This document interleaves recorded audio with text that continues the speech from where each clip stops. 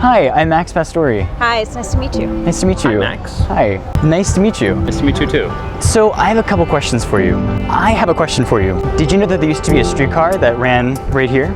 Did you know that there used to be a streetcar that ran actually right where we're standing? I didn't know exactly where it went, but I did know that this was the Trolley Trail. I used to own the Riverdale bookstore, which was right on the corner over there. Okay. And the streetcar tracks are under the parking lot. I did not know that until we went into Dumb's and saw the picture of it. And it was amazing because you can see the two buildings right here. Property that the streetcar ran on was my family's property. We had to give them rights to use it. And once the tracks were taken up, the property came back to me. Since you did know that it existed, do you wish that there was a streetcar that still ran here? I do, and I always have. I think it would provide an amazing amenity for our communities here in northern Prince George's County. Do you wish that there was still a streetcar that ran here? Definitely. Yeah? Absolutely. I would use it probably every day. Do you wish that it was still running? I think it would be kind of neat, yeah. Yeah.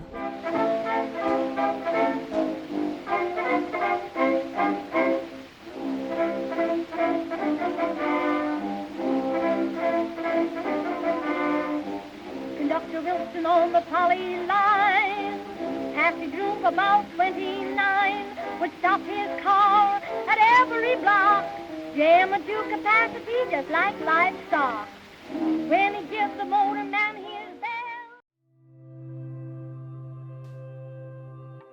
Whether you knew it or not, Prince George's County's Route 1 towns were once united by more than just an auto thoroughfare.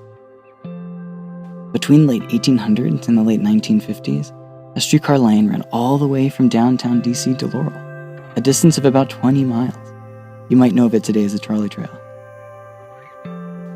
In its heyday, the streetcar system in DC was really extensive. Unlike today, where it seems like rail transit seems to be limited to 6 metro lines, DC Transit and other local rail systems link DC with places as far as Annapolis and Leesburg, or sometimes even as close as DC neighborhoods like Eckington and Mount Pleasant. Most of DC's earliest suburbs were only able to develop because of the streetcar system, and were really well connected without cars. The line that has its remnants marked by the Trolley Trail was previously known as the 82 line. Although that line ran miles beyond the Beltway, its last years in service left the line running from downtown DC along Rhode Island Avenue through Mount Rainier, Brentwood, Hyattsville, Riverdale Park, and College Park. So take a moment and venture east, off of Route 1. In Riverdale Park and College Park, you'll discover some really unexpected places. Present-day Baltimore Avenue wasn't always the town center. Just blocks east, tiny neighborhood centers like Berwyn existed, with tiny shops and urbanism. We talked to Tom Simon, a longtime resident, to learn some more.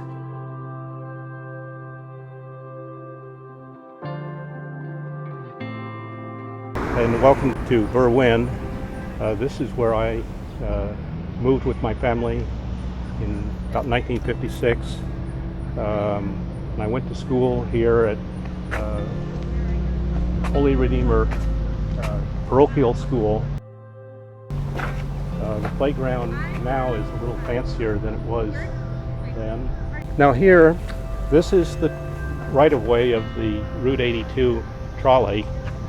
It came from Washington and went just about less than a quarter of a mile further to Branchville in my time, where it turned around and went back to Washington. I remember taking it several times when I was 11, 12, 13 years old. This was where these houses are. That was an open field, and that's where students used to come to play baseball. Some of us would leave pennies on the tracks to let the streetcar flatten them. This little building down here was a TV repair shop. I don't remember what was in this building here, the light blue, but a little further down was Mayo Attic's barber shop. Oh, wow. And the Berwyn post office. There's been a lot of changes, but it still remains to a surprising extent the way it looked 50 years ago. One of the things was there were posts holding up the wire the hot wire that powered the trolley. And the tracks weren't especially level. The car kind of swayed back and forth like this, and I always imagined it was going to go off the rails and hit one of those posts in the middle of the trolley tracks. It was, to some extent, the link to Washington, D.C., to the wider world. From here on, up to Branchville, which is only about 250 yards, there was only one track, and it kind of divided here. It went up there, made a loop, and came back down here, another half mile, or not half mile, quarter mile down Berwyn Road, were the B&O Railroad tracks. They had their own station there. There was a station at Berwyn with a station master, and so people got the passenger train, picked up a passenger train some mornings and went into town that way. Wow. The other way to get into Washington was on US 1. There was a Greyhound bus a local bus that came from Baltimore. I went to high school in Washington, D.C. in the fall of 1959. And sometime just before that, the trolley service ended. This line was closed, and it was replaced by buses that went up and down US 1 and Rhode Island Avenue beyond Branchville. So on a regular basis, I rode the bus back and forth to high school in Washington. Wow. That was a big change for the community, because I think some people felt nostalgic even then for the streetcar. In 1958, the last 82 Line streetcar made its final trip outside D.C. into Prince George's County. Shortly afterward, in 1962, the last streetcars rode through the District of Columbia. The tracks were quickly removed. Public opinion, among other things, favored city buses rather than streetcars. As if a symbol of the post-war automobile era and the upcoming suburban boom times, in 1961, just 3 years following the streetcar's end in the county, and 1 year prior to DC streetcar closure, the first segment of the Capital Beltway opened to great fanfare. By 1964, the interstate loop was complete. The nation's capital was now fully fortified by a highway.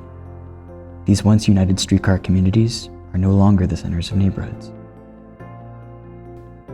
Although Prince George's County lost its streetcar, 30 years later in 1993, rail transit returned to College Park as a metro station.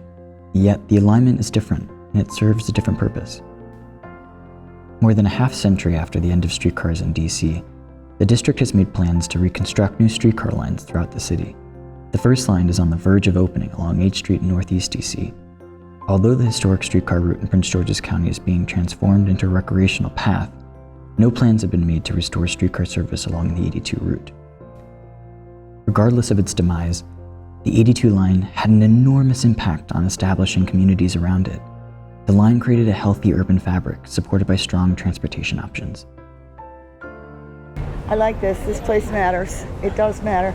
I've lived in Riverdale Park since 1970, raised my kids here. It was a fun, joyful ride. As a child, I used to love to get on the streetcar, and they're missed. I feel like it is a community that people really appreciate and enjoy. Well, I think this place matters because it's a gathering point for this community, Riverdale Park. This place matters because we have 200 years, 250 years of history within 100 feet of us. The streetcars that help build these communities do matter. They're important not only because of their hidden stories, but because it's worth being aware of our communities yesterday so that we can better understand its today. If you'd like to be more engaged with your communities yesterday and today, consider making a visit to the Prince George's Historical Society. I guarantee they'd have some great stories to share.